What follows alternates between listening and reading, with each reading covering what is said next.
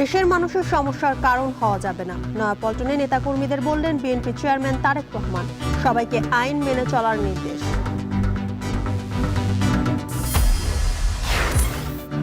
কৃষিতে প্রণোদনা, ভর্তুকি, ঋণ সবই মিলবে কৃষক কার্ডে। সরকার ও কৃষকের মাঝে কমবে দূরত্ব, বলছেন অর্থনীতিবিদরা। পহেলা বৈশাখে উদ্বোধন। ডিপো থেকে জ্বালানি তেল সরবরাহের সময় বাড়ল 2 ঘন্টা। নিরাপত্তায় সেনা বিজিবি মোতায়েন। গভীর রাতেও যানবাহনের দীর্ঘ সারি। ইতালি যাওয়ার পথে গ্রিস উপকূলে 22 অভিবাসন প্রত্যাশীর মৃত্যু। 18 জনই বাংলাদেশের। জীবিত উদ্ধার 26 জনের মধ্যে বাংলাদেশি 21 জন।